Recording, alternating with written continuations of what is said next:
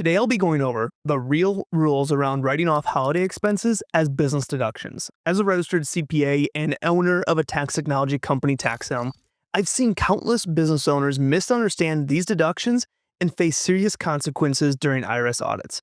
That's exactly why I'm making this video today, to show you exactly when you can and can't write off holiday expenses and how to do it properly without triggering any kind of red flags. Let's dive right into it. So the first thing I want to talk about is two main topics that come around what can I write off, and that's travel expenses and meal expenses. And so I want to just briefly introduce what qualifies as a travel expense and what qualifies as a meal expense. And so travel expenses, these are going to be those things that are what required for travel. So think airfare, buses, planes, trains, whatever it might be. Think hotels, Airbnbs, VRBOs, think Ubers, taxi cabs, rental cars. All these different things that are associated with traveling can be deductible expenses if it's a valid business deduction. And what the IRS says that is in order for a day to be considered a business day when you're traveling, you have to spend the majority of the day on business. And so when they look at the majority of the day, they're looking at an 8-hour day. You spend the majority of the day, 4 hours and 1 minute on business, and that day is a business day. The IRS does not care what you go and do after that. You go explore, you do all these fun different things. The IRS doesn't care as long as the majority of that day was spent on business, 4 hours and 1 minute, then that day is considered a business day in the eyes of the IRS. And in order to be in travel status, the IRS says you have to be overnight. And so that's just basically away from home or your principal place of business overnight, where you need to be overnight for that. And travel days, so if you are driving, if you're flying, whatever it might be, those days that are considered traveling, when you're spending that time traveling to the destination, those are considered business days if the majority of the trip is a business trip. So let's say you spend 2 days traveling, and then you spend 3 days at the location, and you spend 2 days traveling back. If you spent 3 days at the location, at least 2 out of the 3 of those days at the location were business days. Those travel days, those 2 days you spent traveling to that location, would also be considered business days. And then there's also this cool rule of a weekend and holiday, what we call sandwiching a weekend or a holiday in between business meetings. And basically what the IRS says, a very easy way to look at this, is let's say you have a business meeting on a Friday and a business meeting on a Monday. In between there, you have a weekend sandwiched in between both of those days. What the IRS says is that you can spend that weekend or a holiday as personal days as long as you have a business day in the front end and the back end, they'll be considered business days, even if you just do personal items on those days. And the reason they do that is because they say you're kind of stuck in that location. So keep that in mind as we're thinking about holiday travel. Now let's talk about meals.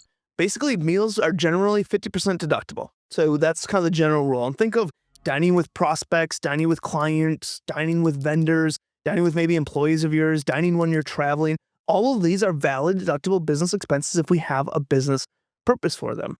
There is also a little clause that the IRS puts in there that if you are having employee-specific events, so think of like a holiday party or a team retreat or something like that, those can be 100% deductible if the majority of the attendees are not part of a tainted group. And a tainted group is owners or relatives of the owners or highly compensated employees. So keep this in mind because a lot of people miss out on this. They think it's just 50% deductible, but if it's for the majority of employees that are not part of a tainted group, it could potentially be 100% deductible.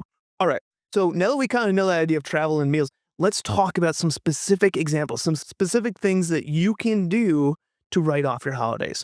The first one is attending a conference or a trade show. And when you attend a conference or a trade show, you can deduct airfare, hotel, meals, all those items when attending professional conferences that enhance kind of your industry knowledge. And so this is something that me and my wife would always do is we say, hey, what are some cities we want to check out? What are some places that we want to explore and go to? And we would plan that around conferences that were going on there or trade shows that were going on there. So we would get our business day in. We'd spend the majority of the day there in business, but then after that business day was done, we'd go explore the city. We'd go check things out. And this was a way to make a place that we wanted to go anyways completely tax deductible because we were there for a business purpose and we spent the majority of our time in those days, 4 hours and 1 minute, on business-related items. And so those are black and white in the tax codes we kind of talked about. So why is this acceptable? Because you're enhancing your business. If you're at a trade show and you're promoting your business, you're enhancing, you're gaining clients potentially that way. If you're at a conference, you're learning, you're enhancing your knowledge to better serve your clients. Now, some reasons that this might not work is let's just say You're attending a conference that's completely unrelated. So you want to go to Washington, D.C., and you're a lawyer, and you see that there is a conference there on making stuffed animals. That's probably not going to be a valid conference for you to attend. So we need to make sure we're being reasonable with the conference and make sure it makes sense or it's ordinary and necessary in our business. But once we do that, it can be a valid business expense. So how do we do this? We want to make sure we keep documentation of what conference are we doing? What trade show are we doing? How is this helping our business? Making sure we're saving all our receipts, putting them on file, writing the business purpose. I always say keep a diary log of, okay, what days were you traveling and what days were they spent on business? If there was a personal day in there, that's fine. Just make sure you have that documented so we can break out the expenses for that personal day. All right, let's talk about item number 2. And this would be a client or a vendor meeting. And so you can write off travel expenses when meeting clients or vendors in different cities for business discussions, or maybe contract signings, or maybe you're trying to catch up on a specific project. All of this can be valid travel deductions. And so we see this a lot when we see people hire their kids. You might hire your kid that is over at age 18, they're off to college, or they're living in another city, but they're still working for you. Well, when they come home for the holidays, if you're going to have business meetings, you're going to have business discussions, you're going to do those things when they're at home, they're going to do some on-site work for you, maybe there's a potential valid business deduction there. So we need to make sure that we're documenting this, keeping dotting our I's, crossing our T's. Now, there has to be a meeting. So you can't say, well, I'm going to go fly to Rome and have a 1-hour discussion with a client, and then I'm just going to spend 7 days there. I'm just going to get a business deduction for that. No, it needs to be ordinary and necessary. Where you're traveling to has to make sense. Now, you can have a majority personal trip where you just flip in a business day, and that's totally fine, but the deduction's not as sweet if the majority of the trip is spent on business. If you have, say, a 7-day trip and you spend 1 day visiting a client, you can take deductions, business deductions for all the activity in that 1 day that you spent visiting a client, but you don't get it for the whole trip if it's majority personal. So keep that in mind. Visiting a client or a vendor, especially during the holiday times, can be a great reason to get deductible business travel and meals. That's the important part here. So why is this acceptable? Because the IRS knows that you need to do these types of meetings. You know, I always say all often, as business owners, we're always talking about our business. We go to lunch with friends, family, whatever it might be. We're always talking about our business. We're asking for referrals. We're asking for advice. Stop looking at these types of meetings as meeting with a friend or meeting with a family. If the majority of the meeting that you're there, you're talking business. That's an opportunity for a meal expense. That's an opportunity for a travel expense. So there's a lot of different things here. Now, how do we document this? We need to write directly on the receipt. Who, what, where, when, why? Who did we meet with? Why was it a valid business deduction? So we go to Moe's Steakhouse and we meet Bob and we ask Bob for referrals and get advice for our business. Doesn't matter if Bob's your uncle, your best friend, or some person that you've never met before and you just met and you're looking to connect for business purposes. That doesn't matter. What matters is what was discussed and how was it helping your business.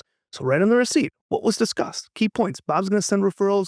He gave some advice on hiring to me. Boom, write it down, take a picture of it, save that receipt. Those are the opportunities that are available to you. Now, since I can only cover this right off in a small amount of detail here, I don't want you to leave this video and fall into what I like to call the content trap, where you become so wrapped up in generalized advice that you never take action. Especially with year-end around the corner, it's really important you don't lose out to the IRS. So to you right now, I want to offer an entirely free demo call where we'll look at your exact situation and help you come up with a game plan for your taxes. Click the link below to book your free tax helm demo now. Back to the video. All right, so the third concept I want to talk about, and this is a big one for the holidays, and it's this concept of a board meeting for your business. Now, you can deduct expenses for traveling to corporate board meetings or strategic planning sessions or whatever it might be. Now, I want to say this because we've talked about this in other videos and on our podcast, but every business should have a board. Now, you get to choose who's on that board, and it doesn't have to be this big old corporate board, but if you're an LLC, if you're a sole proprietorship, if you have rental properties, you should have a board for all of these businesses that you're operating on. And you can choose who's going to be on your board. That could be family, that could be friends, that could be close colleagues. You choose who's going to be on your board and help make your business better. Now, a board doesn't have to necessarily be just a tax aspect. There are so many benefits of being able to step away from your business, get some advice from those around you, from those that are not on the day-to-day, and then go back into your business with that advice. They help keep you accountable. There are so many great benefits with board meetings, but today what I want to talk about is specifically the tax piece. These board meetings are vital to keep your business active. That's why it's legal, because some states require you to have a board meeting. They require you to do this on a regular basis. So it's part of that regular business. And it's super important to step away from your business to get some outside perspective on how we're doing. Is there something I can improve here? Is there something I can do differently? That's why this is so vital to your business and why everyone should have a board. Now, it's important then to you to think about this and say, who's going to be on my board? If it's family members and you're having a Christmas or Thanksgiving dinner, can maybe you have a little board meeting over that? And now we have deductible expenses, we have potential deductible travel, whatever it might be. There's a lot of opportunities here. Now, we need to be careful here. We can't say, okay, we're going to do a board meeting once a month and we're going to fly somewhere exotic for that board meeting. That might not be ordinary and necessary for your business. Now, having one board meeting that you're traveling to and having a more extensive piece to, one or two a year, makes complete sense. And then maybe the other ones you do just in your home. You do a half day, a full day, whatever it might be, right at your home, and you do a monthly board meeting. Maybe you do a quarterly, maybe you do annually, whatever it might be. We need to make sure that we're not just flying everywhere exotic just for these board meetings. I mean, it's also got to be reasonable too. If you have a $10,000 business, a business that's you're making beaded jewelry and you're making $10,000 a year as an example, we can't say, oh, we're going to have a board meeting in Rome and fly to Rome and get that tax deductible. No, that doesn't really make sense. But maybe you're going to go to a resort for a night up the road and have a board meeting. Yeah, that seems much more reasonable. So make sure you're dotting your I's, crossing your T's, making sure that what you're looking at is reasonable and it really does help your business. Having a board, again, is something that every business owner should do, not for tax purposes, but every business owner should do. Tax purposes are just kind of that cherry on top, where it creates deductible travel, deductible meals with people that you want to hang out with, people that you want to spend time with. And it also helps you and your business along the way. Finally, another opportunity for deducting this type of work is checking on or doing work on a rental property that you might have. You can deduct costs for travel to rental properties that you own or do work on and ensure that everything is in normal operating conditions. All of that is valid deductions because when you have a rental property, you need to check on these things. That's why it's legal. That's why the IRS makes it possible, because they know that you can't just buy a rental property, 300 miles away and never touch it, never look at it, never do anything with it. It's important to upkeep those properties. And so this provides a great opportunity. Could you plan checking on or doing work on a rental around travel that you want to do anyways? This can open up the door for that opportunity. Now we need to be reasonable. We can't just drive by and say, oh, there's our work on it. We did a bunch of work on it. We spent the whole weekend working on this rental property and we just drove by it once a day. No, we need to be actually dotting our I's, crossing our T's, doing the right thing here. But this can open up the door, again, for some travel that you might be doing anyways, but now we're moving it from after-tax spending into pre-tax spending. We're getting a business deduction for that travel. We might not too. So again, have a diary log on all these items. Make sure you're tracking exactly what days you're spending on business, what days you're spending on personal, how much of those days, maybe have some meeting agendas for your board meetings, maybe just have some notes from other meetings that you might have. Make sure you're keeping your receipts, writing directly on the receipts, the business purpose, who you met with, why you met with them, what you did, and start to think about these opportunities. In the holiday time, we're doing a lot of traveling. We're seeing a lot of people. We're having a lot of meals.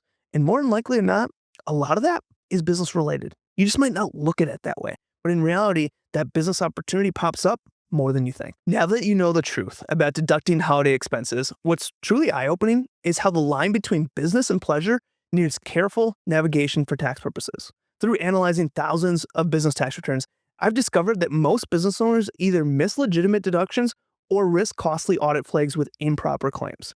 Between business purpose documentation, allocation of expenses, and IRS compliance, I've found that most entrepreneurs have more opportunities for legal deductions than they actually realize. The examples I reviewed today prove it. The right strategy can transform certain personal holidays expenses into legitimate business expenses. If you want me to analyze your business structure and show you how to maximize every legal tax advantage available, click the first link in the description and book a complimentary demo call. I'll see you in the next one.